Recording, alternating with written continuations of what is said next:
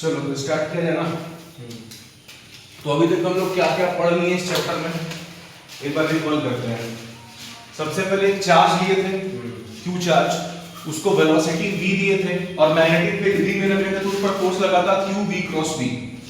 उसके बाद उसी चार्ज को सिर्फ इलेक्ट्रिक फील्ड में जब रखते थे तो उस पर जो फोर्स लगा था, जो पाथ बना था उसके मोशन का, वो बना था पैराबोलिक। उसके बाद उसी चार्ज q को आप एक मैग्नेटिक फील्ड में रखे थे और मैग्नेटिक फील्ड में तीन केसेस बने थे। पहला, जब वो चार्ज मैग्नेटिक फील्ड के पैरेलल या एंटी पैरेलल मूव करेगा तब उस पर कोई फोर्स नहीं लगेगा। दूसरा, जब वो चार्ज मैग्नेटिक फील्ड के परपेंडिकुलर मूव करेगा तब उस पर फोर्स लगेगा और वो सर्कुलर पाथ पर मूव करेगा। उस सर्कुलर पाथ की रेडियस कितनी आई थी? r इक्वल टू कितना आया था? mv बाय qb और टाइम पीरियड आया था 2 पाई m बाय qb। उसके बाद उसी चार्ज को जो भी परपेंडिकुलर मूव कर रहा था मैग्नेटिक फील्ड के, हमने क्या किया था कि एक एंगल थीटा पर मूव कराया था। जब थीटा पर मूव कराया था, हमारा जो पाथ बना था वो बना था हेलिकल पाथ। ठीक है, ये सारी चीजें हमने चार्ज पर करी थी। उसके बाद एक करंट कैरिंग वायर था I, उसको आपने मैग्नेटिक फील्ड B में रखा था, तब उस पर जो फोर्स लगा था करंट कैरिंग वायर में, वो कितना लगा था? I L cross B। ठीक है, उसके बाद हमने फिर पढ़ा था Biot Savart law. Biot Savart law क्या कहता है कि अगर कोई करंट कैरिंग एलिमेंट है जिससे करंट I1 फ्लो कर रहा है, तो उसके चलते जो मैग्नेटिक फील्ड बनती है dB, वो dB क्या होता है? Mu naught by 4 pi I dl sin theta upon r square. ये आपका बायोट सावर्ट लॉ बोलता है। उसके बाद बायोट सावर्ट लॉ के हेल्प से हमने क्या किया था, एक infinitely long current carrying wire के थ्रू उसके चलते जो मैग्नेटिक फील्ड होता है B, उसकी वैल्यू निकाली थी। वो वैल्यू कितना आया था? B equal to mu naught by 4 pi into 2I by x। उसके बाद क्या किया था, एक सर्कुलर रिंग लिया था और रिंग के चलते जो मैग्नेटिक फील्ड की वैल्यू आती है वो हमने डेराइव करा था। हमारा मैग्नेटिक फील्ड कितना आया था? B equal to mu naught by 4 pi 2 pi n I r square upon r square plus x square to the power 3 by 2। ठीक है, इसके बाद हमने क्या किया था? एम्पियर सर्किटल लॉ पढ़ा था। एम्पियर सर्किटल लॉ क्या होता है? Line integral of magnetic field around the closed path is equal to mu naught times the net current passing through the surface enclosed by the closed path। यानी कि integration of b dl along the closed path is equal to mu naught times of I। ये हमारा Ampere circuital law था। Ampere circuital law पढ़ने के बाद फिर हमने क्या किया था, एक सर्कुलर वायर था हमारा और ये सर्कुलर वायर के 3 पॉइंट्स पर हमने मैग्नेटिक फील्ड निकाला था। एक इसके बाहर जाकर के, दूसरा इसके सर्कमफेरेंस पे और तीसरा इसके अंदर। और लास्ट जो हमने कल टॉपिक पढ़ा था वो था हमारा सोलेनॉइड। सोलेनॉइड के चलते जो मैग्नेटिक फील्ड होती है उसकी वैल्यू हमने कल डेराइव करी थी। आज हम क्लास स्टार्ट करने जा रहे हैं टॉरॉइड से। अभी तक कोई दिक्कत है कहीं भी किसी कॉन्सेप्ट में? अगर कहीं पर भी समझने में समस्या आई है तो एक बार बताइए, फिर से उसको डिस्कस कर लेते हैं। आप नोट्स कंप्लीट कर लिए श्रीकांत? नहीं, आज आप नोट्स कंप्लीट कर लेना। तो फोटो कैमरा लाया, फोन है, फोन में कैमरा है, उनका नोट्स का कॉपी फोटो ले लेना और उसको अपने नोट्स में कंप्लीट कर लेना। ठीक है, आज का पहला टॉपिक है आपका टॉरॉइड। हेडिंग डालिए टॉरॉइड। सर सोलेनॉइड को एक बार और एक्सप्लेन कर दीजिएगा। सोलेनॉइड को एक बार ठीक से फिर से कर देते हैं एक्सप्लेन। सोलेनॉइड क्या होता है? कल हमने डेफिनेशन देखा था। Solenoid is a cylindrical coil having infinitely having tightly bound turns, जिसका जो लंबाई होता है उसके डायमीटर से काफी ज्यादा होता है। ठीक है, तो ये हमारा सोलेनॉइड इस तरह का कुछ बन रहा था। इससे हमने करंट कितना फ्लो कराया था? I। किसी चीज को अगर आप ऐसे देखोगे तो आप देख पाओगे कि करंट जो है ऊपर से अगर बाहर की ओर आ रहा होगा तो नीचे से अंदर की ओर जा रहा होगा। अगर ऊपर से करंट बाहर निकल रहा है तो नीचे से आपका करंट बाहर की ओर आ रहा, अंदर की ओर जा रहा होगा। अब इस सोलेनॉइड में क्या होता है कि इसके बाहर जो मैग्नेटिक फील्ड होती है वो बहुत कम होता है।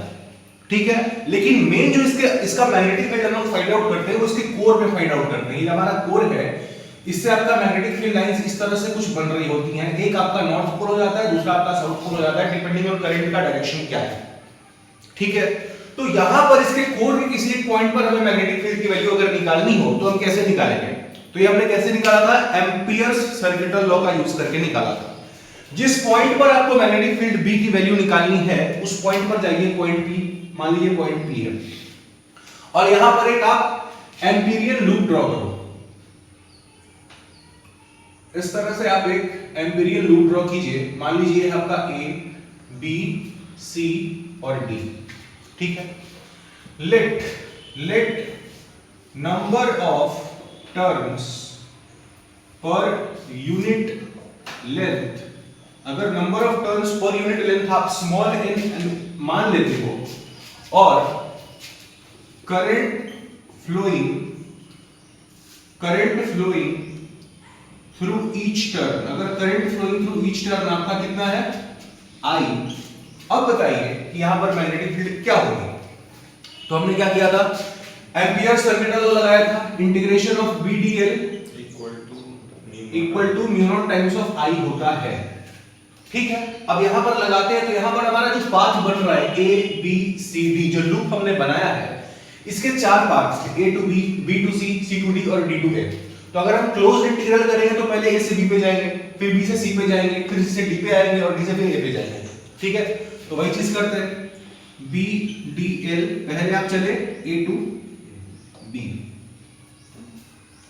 उसके बाद आप B D L B to C, फिर integration B D L C to D, और लास्ट में आपका integration B D L D to A। ये कितना होना चाहिए? Mu naught times the net current, जो करंट इस लूप के अंदर से पास करेगा उसके बराबर होना चाहिए, ठीक है। अब देखो, जब आप A to B जा रहे हो, मैग्नेटिक फील्ड की डायरेक्शन क्या होती है? इस डायरेक्शन में, और जो आपका करंट, जो आपका L है, वो किस डायरेक्शन में? ऊपर के डायरेक्शन में। दोनों के बीच का एंगल क्या है? 90 डिग्री। और 90 डिग्री तो BDL मतलब क्या? BDL cos थीटा, cos 90 का वैल्यू क्या? 0। तो A to B के लिए जो इंटीग्रेशन का वैल्यू आएगा वो आपका आएगा 0। जब आप B से C जा रहे हैं, अभी B से C पे आते हैं, पहले हम देखते हैं C to D क्या हो रहा है। C to D में भी अगर आप इंटीग्रेशन BDL लगाते हैं तो मैग्नेटिक फील्ड का डायरेक्शन है इस तरफ, L का डायरेक्शन है उसके जस्ट परपेंडिकुलर, तो इंटीग्रेशन ऑफ BDL जो यहां CD के लिए होगा, ये भी हो जाएगा आपका 0। बच गया B to C और A to D, B to C और A to D। अब B to C है वो सोलेनॉइड के बाहर है, और सोलेनॉइड के बाहर जो मैग्नेटिक फील्ड होता है वो काफी कम होता है कंपेयर टू इसके अंदर। तो बाहर वाले मैग्नेटिक फील्ड को हम अज्यूम कर सकते हैं कि ऑलमोस्ट क्या है? 0 है। बच क्या गया? Integration BDL D to A, ठीक है। B की वैल्यू हमको निकालनी है, B को हम बाहर ले लेते हैं, तो B integration of DL D to A बराबर mu naught times of net current. Net current कितना यहां पर होगा? इस लूप के अंदर से कितना करंट फ्लो करेगा। अगर आपको पता चल जाए कि A से D के बीच में कितने नंबर ऑफ टर्न्स हैं, ठीक है, और उसको अगर आप I से मल्टीप्लाई कर दीजिएगा तो आपका करंट निकल जाएगा। तो करंट पर यूनिट लेंथ कितना है? N। और अगर A से D का लंबाई L है तो टोटल नंबर ऑफ टर्न्स कितना हो गया? N into L। और अगर एक टर्न से करंट I फ्लो कर रहा है तो NL टर्न से कितना फ्लो करेगा? NLI। तो mu naught NLI। B total A से D का लेंथ है L equal to mu naught NLI। L से L कट गया तो B का वैल्यू आया आपका म्यू नॉट NI। आया समझ? इसी B बराबर म्यू नॉट NI को हम लिख सकते हैं B equal to mu naught NI by L। अगर n total number of turns आपके सोलेनॉइड पे है और L अगर आपका टोटल लंबाई है सोलेनॉइड का, तो B equal to mu naught NI by L। आया समझ में? कोई दिक्कत श्रीकांत? अब हेडिंग डालिए टॉरॉइड। क्या पंखा? अच्छा बोल रहे थे, थोड़ा सा चला। अच्छा,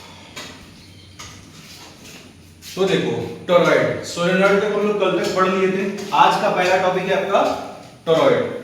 आप फिगर देख के समझ सकते हो कि टॉरॉइड क्या होता है, कि उसी सोलेनॉइड को जिसको हमने कल पढ़ा था, अभी भी हमने रिवाइज किया, उसी सोलेनॉइड को आपने पकड़ के एक रिंग के जैसा शेप में मोड़ दिया है, तो आपका क्या बन गया? टॉरॉइड।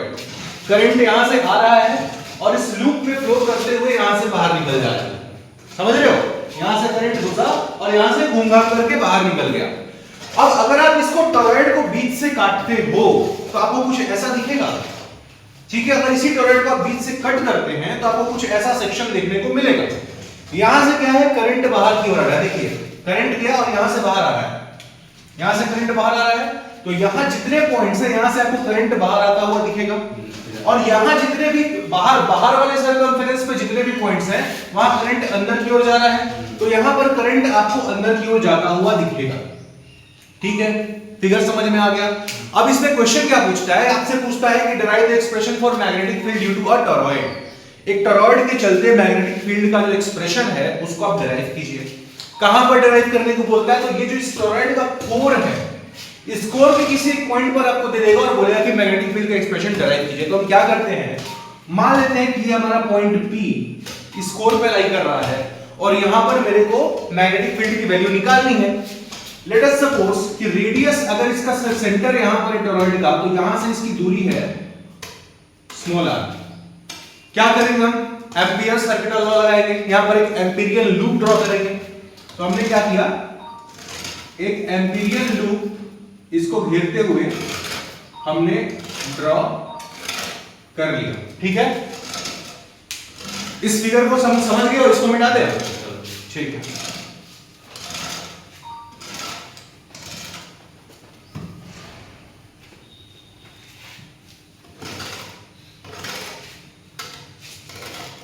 अब लेट अस सपोज कि late number of turns per unit length, जैसे वहां पर यूनिट लेंथ पर नंबर ऑफ टर्न्स हम लोग स्मॉल n मानते थे, यहां पर भी number of turns per unit length हमारा स्मॉल n है, ठीक है। अब ये जो एम्पिरियन लूप आपने ड्रॉ किया है, यहां पर करना क्या है, एम्पियर सर्किट लॉ लगाना है। क्या होता है ampere circuit law, line integral of magnetic field along a closed path equal to mu naught times the net current passing through the surface enclosed by the closed path। यही होता है। अब इस बार आपका closed path कुछ ऐसा है, यहां पर अगर एक छोटा सा एलिमेंट आप dl काटोगे, इस जो आपने closed path बनाया, अगर आप एक छोटा सा एलिमेंट dl काटते हैं तो ध्यान दीजिएगा कि जो dl का डायरेक्शन होगा और जो मैग्नेटिक फील्ड का डायरेक्शन होगा दोनों सेम डायरेक्शन में होगा। तो यहां पर भी इंटीग्रेशन ऑफ BDL क्या हो जाएगा, BDL cos थीटा का वैल्यू 0, cos 0 का वैल्यू 1, तो आप इसको डायरेक्टली लिख सकते हो BDL equal to mu naught I, लिख सकते हो। अब B का वैल्यू जो है वो आपको फाइंड आउट करना है, तो B की वैल्यू को हम क्या करते हैं, बाहर निकाल लेते हैं, DL equal to mu naught I। इस DL का जब आप इंटीग्रेशन करेंगे पूरे लूप पर, पूरे सर्कुलर पाथ पर, तो क्या बन रहा है, सर्कल बन रहा है। उस सर्कल का रेडियस क्या है, स्मॉल r, तो उसका जो सर्कमफेरेंस होगा वो क्या बनेगा, 2 पाई r। तो b into 2 पाई r बराबर mu naught times of I net. अब नेट करंट अगर आपको पता चल जाए तो आपको मैग्नेटिक फील्ड की वैल्यू पता चल जाएगी, ठीक है। तो number of turns per unit length है आपका n, और इसका कुल लंबाई कितना है, 2 पाई r। तो अगर आप 2 पाई r से इसको मल्टीप्लाई कर दीजिएगा तो टोटल 2 पाई r में जितने टर्न्स होंगे आपको पता चल जाएगा। तो आप क्या करो, mu naught into n into 2 pi r कर दो, और current flowing through one turn, एक टर्न से कितना करंट फ्लो कर रहा है I, तो टोटल करंट से कितना फ्लो करेगा, n into 2 pi r into I, total loop से इतना ही करंट फ्लो करेगा, बराबर क्या, b इंटू 2 पाई r। अब 2 पाई r से 2 पाई r हो गया आपका कैंसिल। मैग्नेटिक फील्ड का जो वैल्यू आया टॉरॉइड के कोर में वो कितना आया, म्यू नॉट n I, और इसी n को आप लिख सकते हो mu naught n I by 2 pi r। अगर टॉरॉइड का जो रेडियस अगर आपका कैपिटल R है तो आया समझ, लिख लीजिए। दोनों में फॉर्मूला जो है सोलेनॉइड और टॉरॉइड दोनों का मैग्नेटिक फील्ड का फॉर्मूला उसके कोर में mu naught small n I होता है। इसी को अगर आप कैपिटल M के फॉर्म में लिखते हैं तो वहां पर हो जाता है B equal to mu naught n I by L, और यहां पर हो जाता है B equal to mu naught n I by 2 pi r।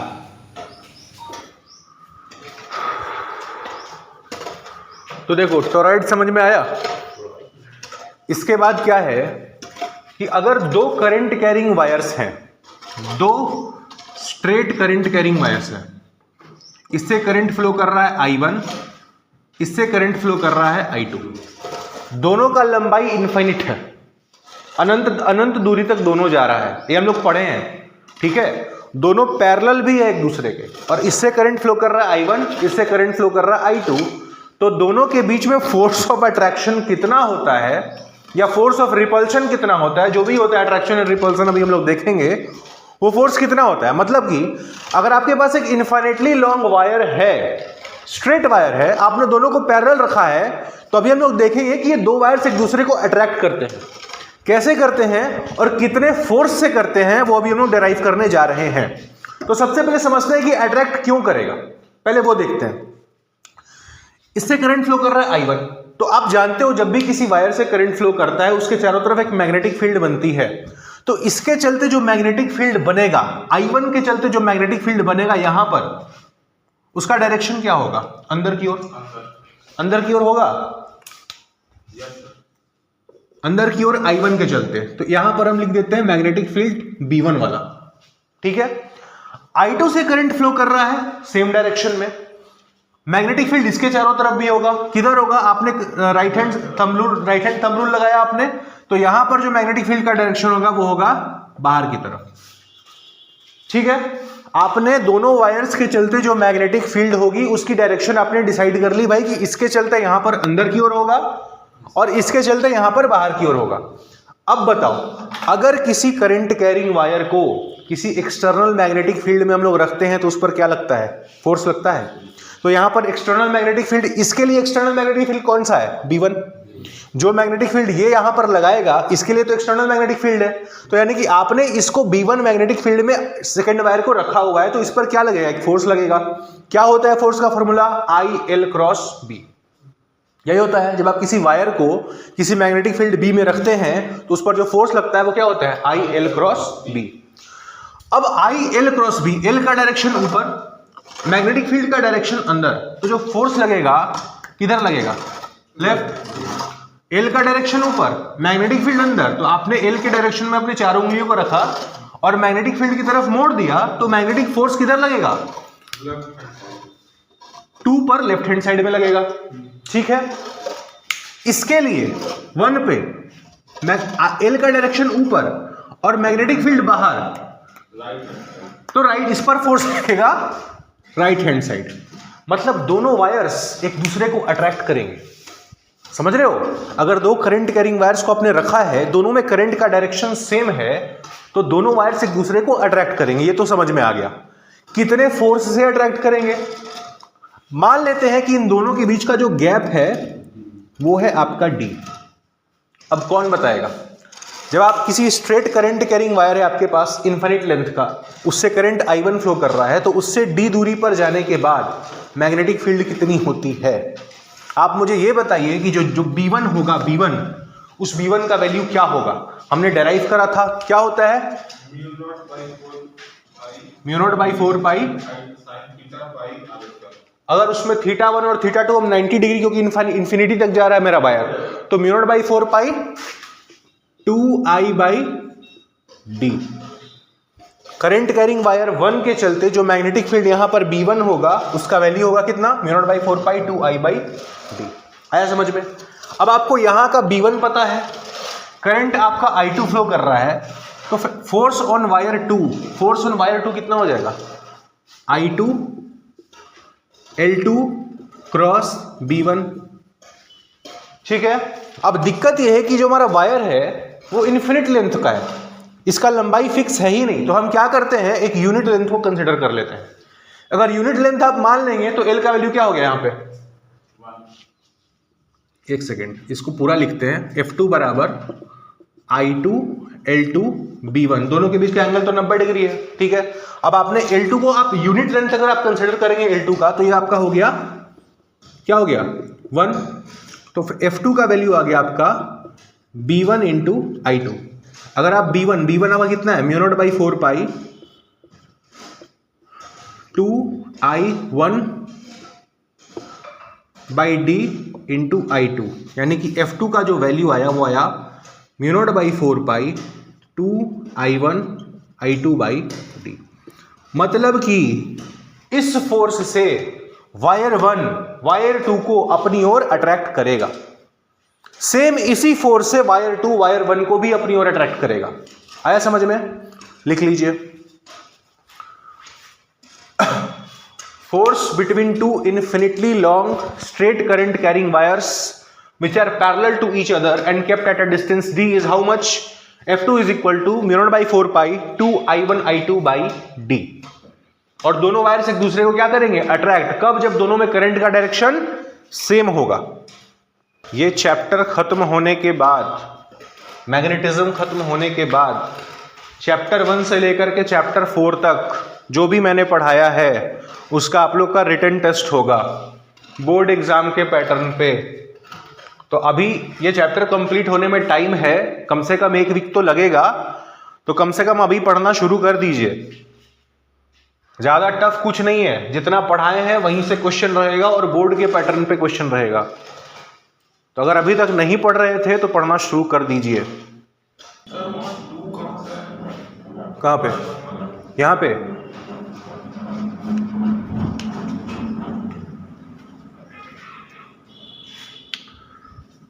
जो इन्फिनिटली लॉन्ग वायर के चलते मैग्नेटिक फील्ड का फॉर्मूला होता है, क्या होता है? हमने यही डिराइव किया था, mu naught by 4 pi I upon x into sine theta 1 plus sine theta 2। ये हमने डिराइव किया था। उसमें हमारा कैसा केस था? ऐसा एक इन्फिनिटली लॉन्ग वायर था, एक्स दूरी पर हम गए थे और यहां से हमने थीटा एंगल, इस एंड का एंगल था आपका थीटा 1 और इस एंड का एंगल था आपका थीटा 2। अगर ये वायर का लेंथ इन्फिनिटी से आ रहा है और इन्फिनिटी तक जा रहा है तो जो एंगल थीटा बनाएगा पाई बाई 2 बनाएगा नीचे की ओर और पाई बाई 2 ऊपर की ओर। तो थीटा 1 और थीटा 2 की जगह जब आप पाई बाई 2 रखते हैं तो ये क्या बन जाएगा? Mu naught by 4 pi I by x into sine 90 plus sign 90। ये क्या हो गया? 2। तो mu naught by 4 pi 2 I by x. आया समझ में? समझ में आया? जल्दी लिखिए, हो गया?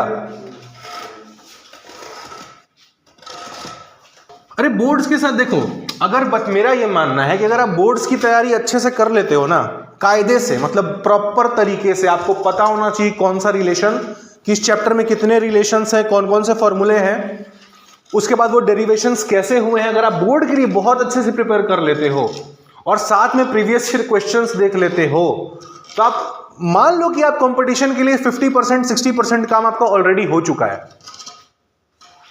समझ रहे हो? बिल्कुल टफ नहीं है, बस एक वो बना हुआ है कि कंपटीशन है, टफ है। कितने सारे स्टूडेंट्स होते हैं जो आपका सिर्फ बोर्ड को बहुत अच्छे से करते हैं, बहुत अच्छे से करते हैं बोर्ड को, और उनसे ही उनका बेस जो होता है बहुत स्ट्रांग बन जाता है। अब बहुत सारे ऐसे भी स्टूडेंट होते हैं जो बोर्ड को एकदम नेग्लेक्ट करके चलते हैं, मतलब वो पहला 1 साल बोर्ड पढ़ेगा ही नहीं, वो मान के चलता है कि हम तो भाई यहाँ IIT का तैयारी कर रहे हैं, बोर्ड तो मेरे मतलब कुछ है ही नहीं मेरे लिए। ऐसे भी स्टूडेंट्स होते हैं। पता चलता है कि जब फाइनल एग्जाम आता है तो वैसे बच्चे को ही बैक लगता है, वैसे बच्चे ही फेल करते हैं। तो दोनों को बैलेंस बना के चलिए, और बोर्ड्स को तो नेग्लेक्ट बिल्कुल भी मत करिए, चाहे आपका CBSE बोर्ड हो, ICSE बोर्ड हो, जैक बोर्ड हो, कोई सा भी हो। क्या? देखिए, जिस एग्जाम का हम लोग यहाँ पे तैयारी करेंगे, ठीक है ना, JEE मेंस, नीट, उसके बाद तो कोई बोर्ड उसके मतलब उससे ऊपर ही रहता है वो, ठीक है, तो वो इशू नहीं आएगा। एक बार फिर से समझते हैं कहाँ से हम लोग शुरू किए थे। हमको क्या करना है? इलेक्ट्रिकल फोर्स और मैग्नेटिक फोर्स के बीच का रेशियो निकालना है। हमने पढ़ा है इलेक्ट्रोस्टैट्स में कि अगर 2 चार्जेस हैं Q1 और Q2, दोनों के बीच का डिस्टेंस है R, तो दोनों के बीच में जो इलेक्ट्रिकल फोर्स लगता है कितना लगता है? K Q1 Q2 by R²। ये तो चार्ज के बीच में। अगर आपके पास 2 करंट कैरिंग वायर्स हैं और दोनों को आपने पास रखा है तो दोनों एक दूसरे पर क्या लगाते हैं? मैग्नेटिक फोर्स लगाते हैं। अभी थोड़ी देर पहले हमने डिराइव करा था कि अगर दोनों स्ट्रेट रहेंगे और इन्फिनिटली लॉन्ग रहेंगे तो दोनों के बीच में फोर्स कितना लगेगा। बट यहां पर हम क्या कर रहे हैं कि हम जनरल केस के लिए देख रहे हैं कि दोनों स्ट्रेट है या इनफाइनाइट है, नहीं है, वो हमको कुछ नहीं पता। बस 2 करंट कैरिंग एलिमेंट्स हैं, इससे करंट I1 फ्लो कर रहा है, इससे करंट I2 फ्लो कर रहा है, इसका लेंथ DL1 है, इसका लेंथ DL2 है, तो इन दोनों के बीच में मैग्नेटिक फोर्स कितना लगेगा। अब देखो, इसके चलते I1 के चलते जो यहां पर I2 के पास जो मैग्नेटिक फील्ड B1 होगा वो कितना होगा? Mu naught by 4 pi I1 DL1 upon R², इतना होगा। ठीक है। इस B1 के चलते I2 पर क्या लगेगा, एक फोर्स लगेगा, मैग्नेटिक फोर्स। वो मैग्नेटिक फोर्स कितना होगा, I2 L2 B1 लगेगा। अगर इसका लेंथ आपका DL2 है, अगर आपने DL2 माना है I2 का लेंथ, तो इसका क्या हो जाएगा I2 DL2 इंटू B1। तो आप इसको मल्टीप्लाई करेंगे तो इतना आएगा आपका μ0/4 पाई I1 I2 DL1 DL2 upon R²। इतना फोर्स लगेगा वायर 2 पे, ठीक है। अब इसी को आपने क्या किया, F2 को μ0/4 पाई I1 को आपने लिखा Q1/T1, I2 को आपने लिखा Q2/T2, DL1 DL2 upon R² लिखा।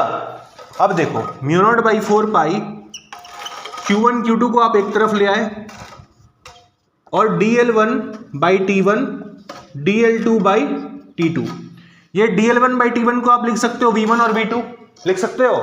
तो इसी को आपने लिख दिया μ0/4 पाई Q1 Q2/R² into V1 V2।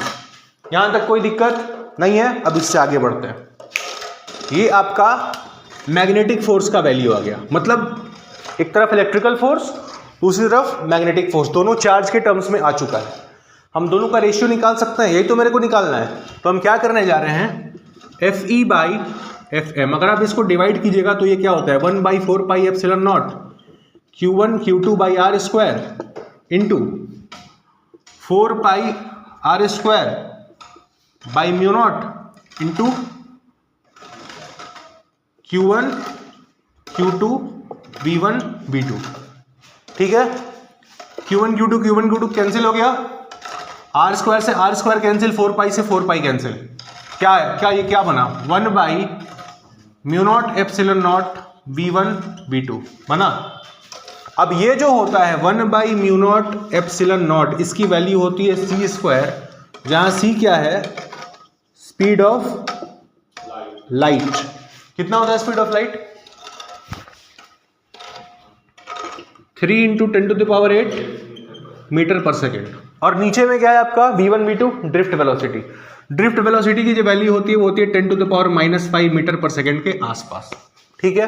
तो आप FE/FM को आप क्या लिख सकते हैं, FE/FM हो गया आपका 1/μ0 एप्सिलॉन नॉट को आपने लिख दिया c², तो ऊपर क्या बन गया यहाँ पे CA² V1 × V2। समझ में आ रहा है, ठीक है। c का वैल्यू यहाँ पे आप रख लो 3 × 10⁸ का होल स्क्वायर इंटू 10⁻⁻5 इंटू 10⁻⁻5। जब आप इसको सॉल्व करेंगे तो जो इलेक्ट्रिकल फोर्स और मैग्नेटिक फोर्स के बीच का रेशियो आएगा वो अप्रोक्सीमेटली 10⁻27 आएगा। इसका मतलब जो इलेक्ट्रिकल फोर्स होता है मैग्नेटिक फोर्स से 10⁻27 टाइम्स बड़ा होता है। आया समझ में, यही चीज मेरे को निकालनी थी, लिख लीजिए।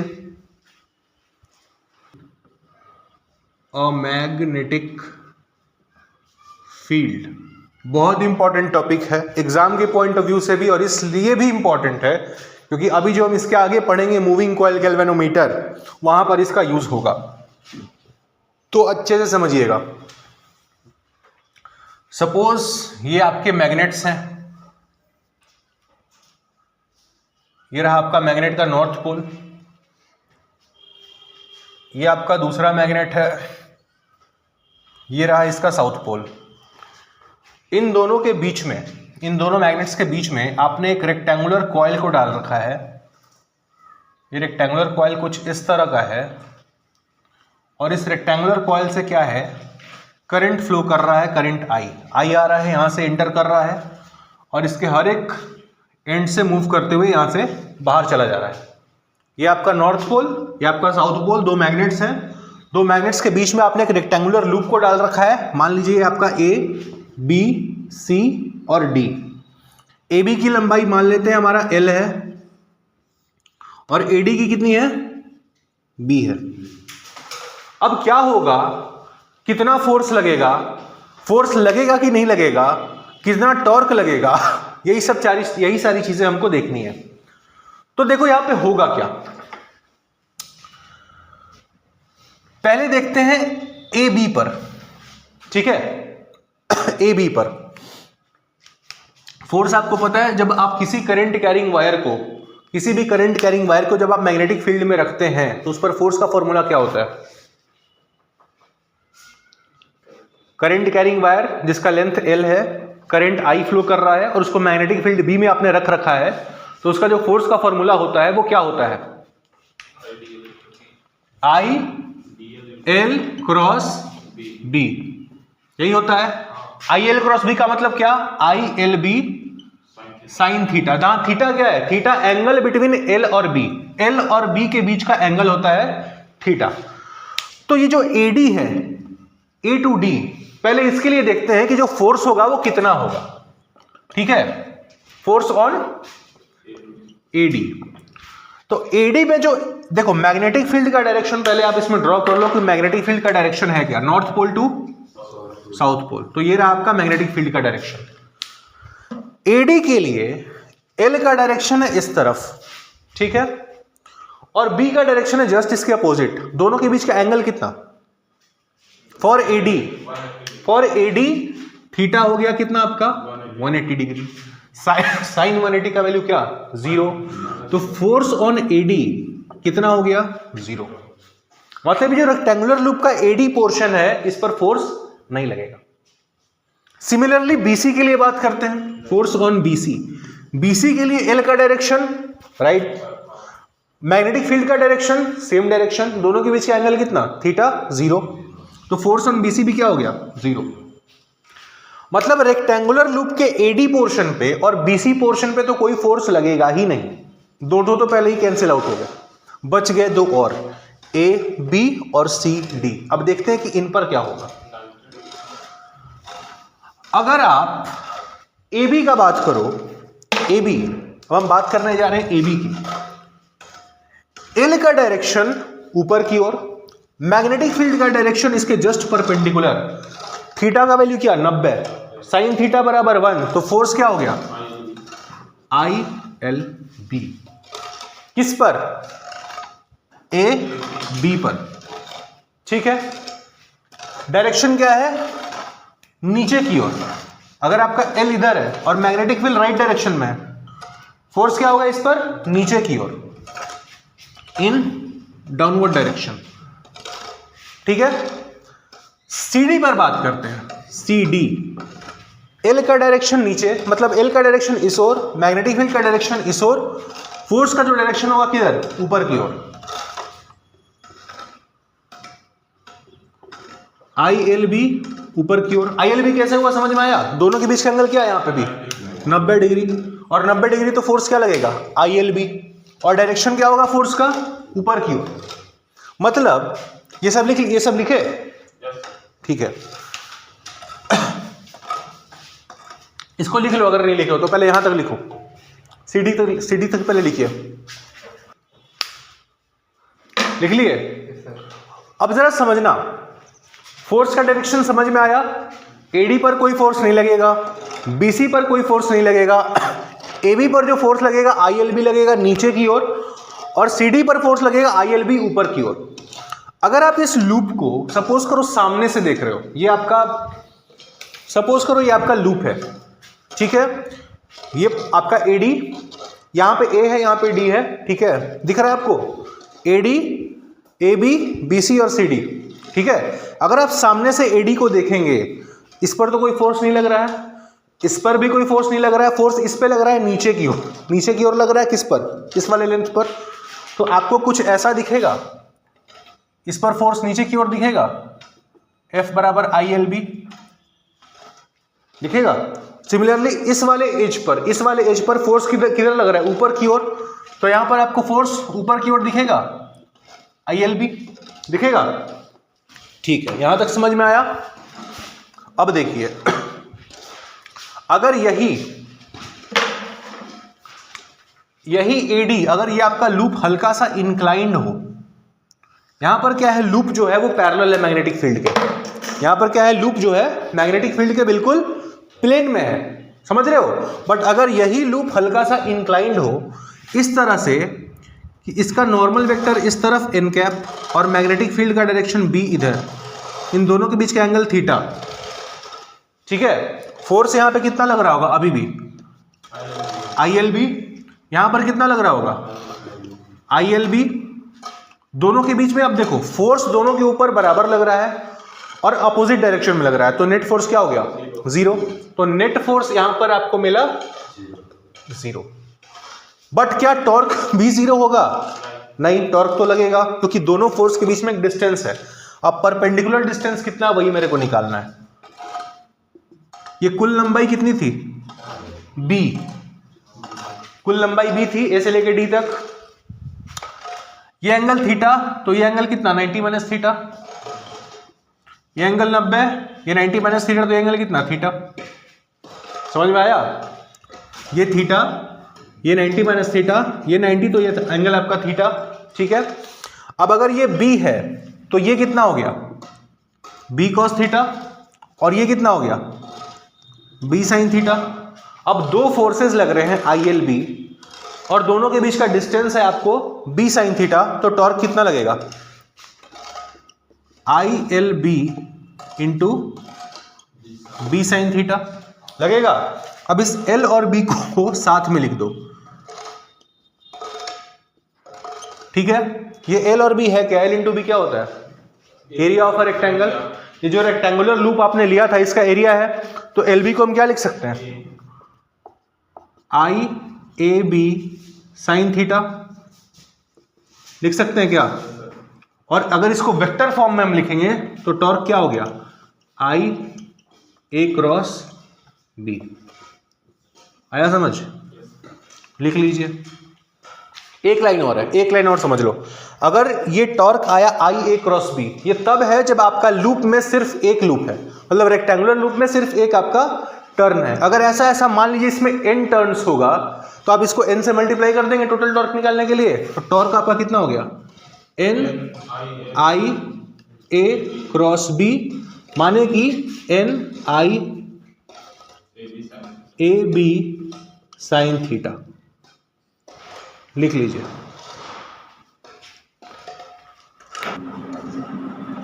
क्या है नीरज, है ये गैल्वेनोमीटर है। ऐसा डायग्राम अगर एग्जाम में बना के आ गए आप, तो आपका नंबर देगा नहीं, काट लेगा 4 नंबर एक्स्ट्रा। हाँ ये ठीक है, अच्छे से बनाइए डायग्राम। एग्जाम में आपके क्वेश्चन पेपर पे साफ साफ शब्दों में लिखा रहता है draw neat and clean diagram. तो डायग्राम जब भी बना रहे हैं अच्छे से बनाइए। यहाँ अगर नहीं बना पा रहे हैं, घर जाइए, किताब खोलिए और वहाँ से बनाइए, गूगल पे सर्च कीजिए, वहाँ से बनाइए, बट डायग्राम अच्छा साफ सुथरा बनाइए। अभी आपने क्या पढ़ा था जस्ट थोड़ी देर पहले, कि अगर एक रेक्टेंगुलर लूप है, उससे करंट फ्लो कर रहा है, और अगर आप उसको मैग्नेटिक फील्ड में रखेंगे तो उस पर कितना टॉर्क लगेगा, कितना टॉर्क लगेगा, tau equal to NIAB sine theta. ठीक है, उसी सेम प्रिंसिपल हमारा गैल्वेनोमीटर काम करता है। बट गैल्वेनोमीटर है क्या, गैल्वेनोमीटर एक ऐसा डिवाइस है जिसको हम करंट डिटेक्ट करने के लिए यूज करते हैं कि सर्किट में करंट फ्लो कर रहा है कि नहीं कर रहा है, और कर रहा है तो कितना फ्लो कर रहा है। ठीक है, तो गैल्वेनोमीटर, अगर आपसे पूछा जाए कि व्हाट इज गैल्वेनोमीटर, तो galvanometer is a device which is used to detect current in a circuit. अब हमें जानना है कि गैल्वेनोमीटर काम कैसे करता है। वर्किंग प्रिंसिपल वही है जो भी हमने पढ़ा है कि अगर एक रेक्टेंगुलर लूप को आप मैग्नेटिक फील्ड में रखेंगे और उससे करंट फ्लो करेगा तो उस पर टॉर्क लगता है। वर्किंग प्रिंसिपल वही है, बट यहां पर वो प्रिंसिपल कैसे यूज हो रहा है वो देखते हैं। तो देखो यहां पर मैग्नेट्स हैं, एक आपका नॉर्थ पोल, एक आपका साउथ पोल। अब ध्यान देने वाली बात यह है कि अभी जो हमने मैग्नेट बनाया है वो पिछले वाले डायग्राम से डिफरेंट है। वहां मैग्नेट सिर्फ हमने काट करके एक सीधा रेक्टेंगल के शेप में लिया था, बट यहां पर हमने इसको कर्व्ड बनाया है। क्यों कर्व्ड बनाया अभी समझ में आएगा। तो पहले तो समझिए कि आपका मैग्नेट है, मैग्नेट के बीच में आपने एक ऐसा सिलेंडर टाइप का कुछ कोर रखा है, ये आपका कोर मटेरियल है, और इस कोर मटेरियल के ऊपर आपने कॉइल्स लपेटे हुए हैं। जैसा रेक्टेंगुलर कॉइल था वैसा मान लो ये मोटा सा आपका कॉइल क्या बोलते हैं, कोर मटेरियल है, और इसके चारों तरफ आपने रेक्टेंगुलर कॉइल्स को लपेट रखा है जैसे यहां पर आपको दिख रहा है। और ये जो पूरा मटेरियल है, कोर मटेरियल, ये आपका स्प्रिंग के थ्रू कनेक्टेड है। ठीक है, अब आपको पता है कि अगर इससे करंट फ्लो करा, अगर इस कॉइल से करंट फ्लो करा, ठीक है, तो क्या होगा, इस पर टॉर्क लगेगा। टॉर्क लगेगा, कितना टॉर्क लगेगा, NIAB sin tau equal to NIAB sin theta. Sine theta, इतना टॉर्क लगेगा अगर इस कॉइल से करंट फ्लो किया तो। अब समझना कि यहां जो आपने ये मैग्नेट्स लिया है, ये इस तरह का कर्व्ड मैग्नेट क्यों लिया है। पहले एक बात बताओ, अगर इस पूरे सेटअप को अगर आप ऊपर से देखेंगे तो ऐसा कुछ दिखेगा? ये आपका मैग्नेट है, ये आपका कोर मटेरियल है और कोर मटेरियल पे ऊपर से आपका कॉइल लगा हुआ है, ठीक है। तो आपको ऐसा दिखेगा कि रेडियल मैग्नेट लेने का फायदा ये होता है कि एनी टाइम जो आपका नेट मैग्नेटिक फील्ड है वो इसके प्लेन से होकर के गुजर रहा होता है। समझ रहे हो? इस तरह से कि जो आपका एरिया वेक्टर है और मैग्नेटिक फील्ड के बीच का डायरेक्शन हमेशा क्या होता है? 90 डिग्री। एरिया वेक्टर और मैग्नेटिक फील्ड के बीच का डायरेक्शन रेडियल मैग्नेट लेने के चलते आपका कितना हो जाता है? 90 डिग्री। तो यहाँ पे साइन थीटा का वैल्यू क्या? साइन 90 बराबर 1। तो आप टॉर्क को क्या लिख सकते हो? टॉर्क बराबर NIAB लिख सकते हो। अब अगर इस पर टॉर्क लगेगा तो ये घूमेगा, ऊपर स्प्रिंग कनेक्टेड है, अगर ये घूमेगा तो ऊपर जो स्प्रिंग है वो क्या करेगा? इसको रिस्टोर करने का कोशिश करेगा। तो उसमें जो रिस्टोरिंग फोर्स आया, मान लीजिए वो आया आपका K फाई, जहां फाई क्या है? डिफ्लेक्शन। K है आपका स्प्रिंग कांस्टेंट, टॉर्सनल कांस्टेंट जिसको हम लोग बोलते हैं, ठीक है। और फाई क्या है आपका? Deflection in the spring. अगर ये घूमेगा, अगर इस पर टॉर्क लगेगा तो ये घूमेगा, घूमेगा तो स्प्रिंग में क्या होगा? डिफ्लेक्शन होगा, ठीक है। और अगर उसका स्प्रिंग कांस्टेंट, टॉर्सनल कांस्टेंट अगर आपका K है तो जो रिस्टोरिंग फोर्स स्प्रिंग लगाएगा वो कितना लगाएगा? K phi. तो K फाई बराबर NIAB, ठीक है। तो यहां से आप फाई का वैल्यू क्या लिख सकते हो? फाई को आप लिख सकते हो NIAB अपॉन K लिख सकते हो। फाई क्या हो गया? NAB upon K into I, ठीक है। अब ये जो NAB अपॉन K होता है ये कांस्टेंट है, तो ये आपका क्या बन गया? Total constant. अगर आप K डैश मान रहे हैं तो ये आपका phi equal to K dash into I। यहां से क्या आपको पता चल रहा है कि deflection is directly proportional to the current. जो डिफ्लेक्शन होगा आपके कॉइल में वो करंट के डायरेक्टली प्रोपोर्शनल होगा। जितना ज्यादा करंट होगा उतना ज्यादा डिफ्लेक्शन होगा। समझ में आ रहा है? और ये K अपॉन NAB को हम लोग बोलते हैं गैल्वेनोमीटर कांस्टेंट। क्या बोलते हैं? Galvanometer constant K upon NAB को हम लोग बोलते हैं। लिखिए इसको पहले। क्या? 0 पे हो गया, फिर आउट हो गया। हैबिट नहीं भाई, अब उसका रिटायरमेंट समझ लो कि अब फिक्स है।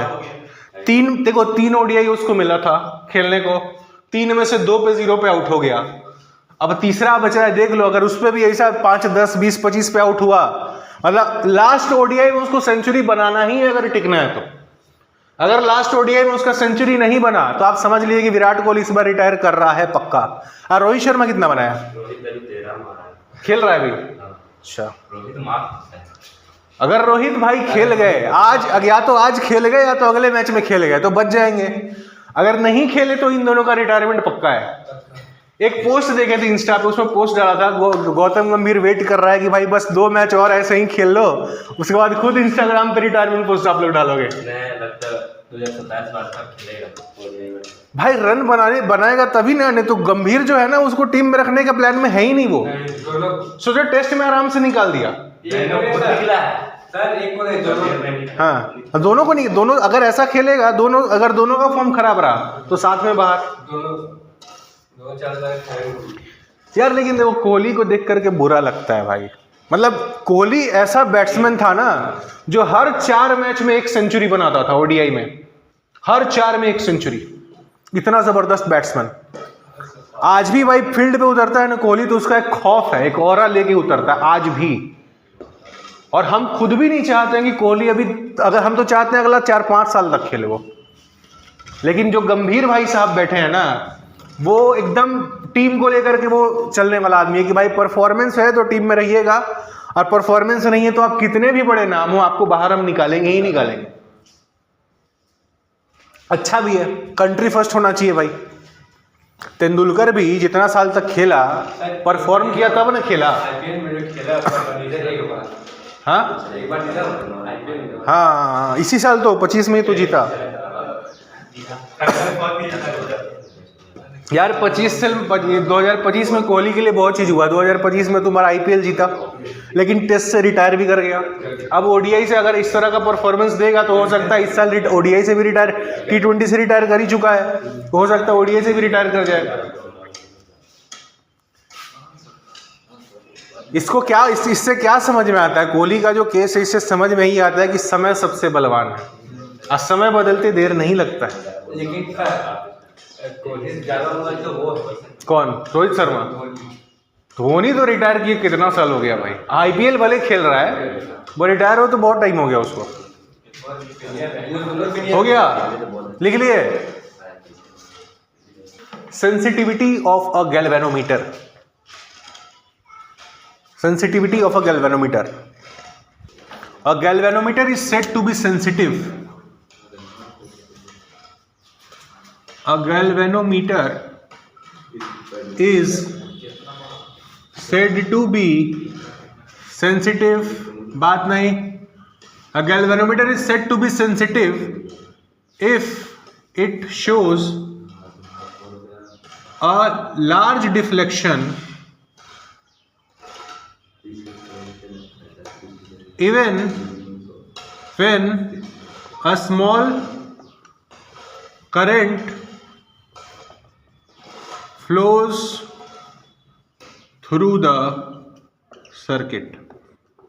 मतलब अगर करंट सर्किट से बहुत कम भी फ्लो कर रहा है बट गैल्वेनोमीटर में डिफ्लेक्शन काफी ज्यादा आपको शो कर रहा है, तो ऐसे गैल्वेनोमीटर को आप क्या बोलोगे? सेंसिटिव बोलोगे। ठीक है। अब सेंसिटिविटी में दो सेंसिटिविटी हमको पढ़नी है, पहला करंट सेंसिटिविटी और दूसरा वोल्टेज सेंसिटिविटी। लिखिए,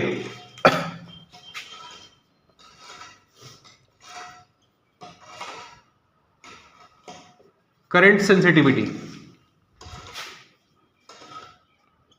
deflection produced in the galvanometer per unit current, deflection produced in the galvanometer per unit current flowing through it is called current sensitivity। अभी जो आपने फॉर्मूला निकाला था phi equal to NAB/K into I, ये formula आया था। अगर आप इस phi को I से डिवाइड कर दीजिएगा, phi/I, तो क्या आएगा? NAB/K। इसी को हम लोग बोलते हैं करंट सेंसिटिविटी। ठीक है। अगर इस करंट सेंसिटिविटी को आपको बढ़ाना है तो करंट सेंसिटिविटी कैसे बढ़ेगा? पहला, आप नंबर ऑफ टर्न्स को बढ़ा दीजिए, n को बढ़ा दो, करंट सेंसिटिविटी अपने आप बढ़ जाएगा। दूसरा, आप एरिया ऑफ द कॉइल को आप बढ़ा दो, ये जो कॉइल का एरिया है आप उसको बढ़ा दो, आपका करंट सेंसिटिविटी फिर भी बढ़ जाएगा। तीसरा है कि जो मैग्नेटिक फील्ड है आप उसको बढ़ा दो, या चौथा है कि जो आपका स्प्रिंग का कांस्टेंट है, टॉर्शनल कांस्टेंट, आप उसको घटा दो। आप ऐसा स्प्रिंग यूज कीजिए जिसका टॉर्शनल कांस्टेंट बहुत कम है। इन चार तरीके से आप करंट सेंसिटिविटी बढ़ा सकते हैं। अगर आप n बढ़ाने जाएंगे, अगर आप नंबर ऑफ लूप्स बढ़ाने जाएंगे, तो दिक्कत क्या होगी कि अगर लूप्स बढ़ेगा तो रेजिस्टेंस भी बढ़ेगा, जो कॉइल है कॉइल का रेजिस्टेंस भी बढ़ेगा, तो इसमें दिक्कत क्या आएगा? आपका रेजिस्टेंस बढ़ेगा। अगर आप एरिया बढ़ाने जाएंगे, कॉइल का एरिया बढ़ाने जाएंगे, तो आपका जो एपरेटस बनेगा गैल्वेनोमीटर वो काफी बल्कि बनेगा। आप मैग्नेटिक फील्ड भी बढ़ा सकते हो और आप चाहो तो स्प्रिंग का टॉर्शनल कांस्टेंट घटा सकते हो। आया समझ? तो ये था आपका करंट सेंसिटिविटी। लिखिए इसको। ठीक है। Voltage sensitivity,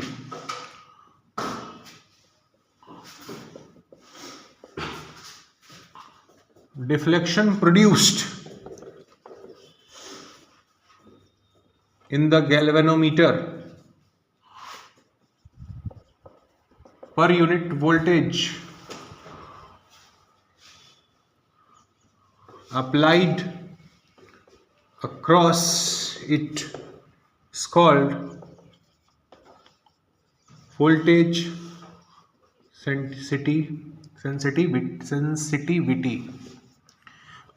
phi equal to क्या होता है, NAB अपॉन K इंटू आई।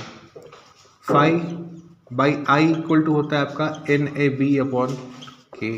अगर आपको वोल्टेज सेंसिटिविटी निकालनी है तो फाई अपॉन वी आपको निकालना है, ठीक है। वी को आप क्या लिख सकते हैं, वी को आप लिख सकते हैं I into R. Phi upon I का वैल्यू कितना है, NAB अपॉन K, तो NAB upon K into R, ये हो गया आपका वोल्टेज सेंसिटिविटी। अगर आपको वोल्टेज सेंसिटिविटी बढ़ानी है, आप नंबर ऑफ टर्न्स को बढ़ा सकते हैं, आप एरिया को बढ़ा सकते हैं, आप मैग्नेटिक फील्ड को बढ़ा सकते हैं, या फिर आप टॉर्शनल कांस्टेंट को घटा सकते हैं, या फिर रेजिस्टेंस को आप घटा सकते हैं, ठीक है। तो ये हो गया आपका voltage sensitivity of a galvanometer.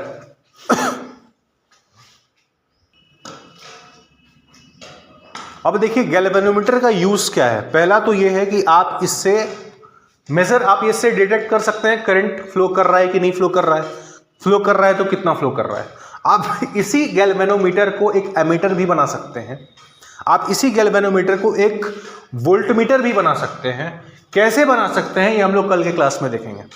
आज जहां तक पढ़े समझ में आया, एक बार देख लो, रिवाइज कर लो, कहीं कोई टॉपिक समझ में ना आया हो तो फिर से पूछ लो।